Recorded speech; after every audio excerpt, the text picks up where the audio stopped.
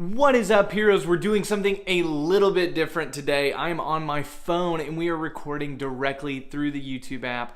I wanted to do something a little bit different and it just kind of worked out with work. I was traveling today, so we're doing something really low-key. We're just hanging out. So my name is Connor and welcome to Athletic Assault, where we combine superheroes and fitness to help you attack your dreams.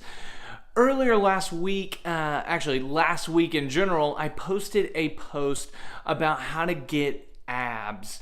And in that post, we talked about calorie deficit, because I really believe that most of the battle with getting abs is getting your diet right.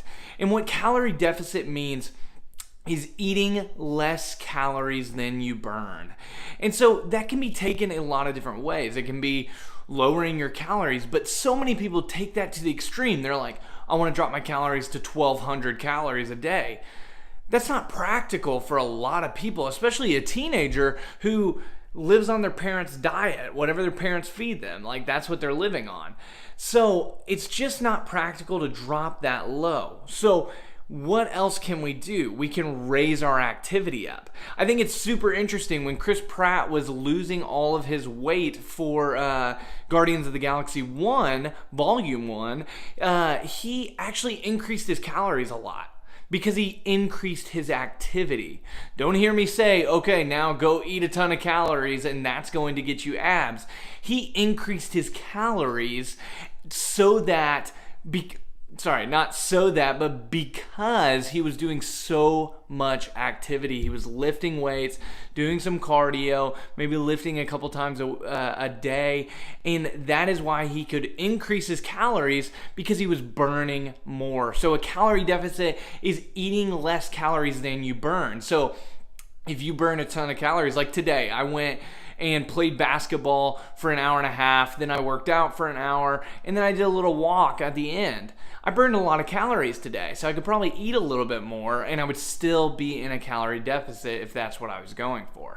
So just keep that in mind when you're thinking about calorie deficit, that sometimes you might just need to boost that activity. Make sure that you're hitting the gym, make sure you're going for runs, going for sprints, whatever you're doing. Increase that activity if you need to.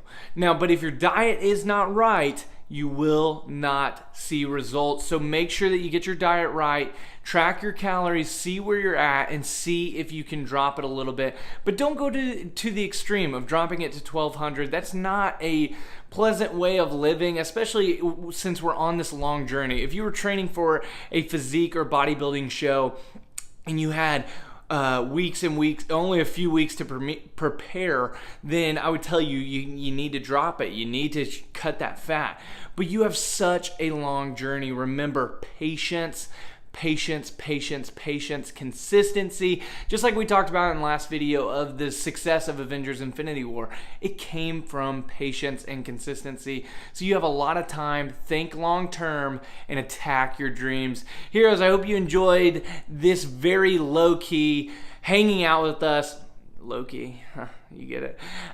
Just hanging out with the handheld, just talking to the camera real quick. No edits, just fumbling through a rough definition of a calorie deficit. So I hope this helped you guys. If it did, I would love for you to hit that like button. And if you haven't already, subscribe to the channel, because we're going to be teaching you all about how to build a physique like a superhero. Heroes, I love you guys. Thank you so much for watching this, and I'll catch you in the next video. Later, heroes.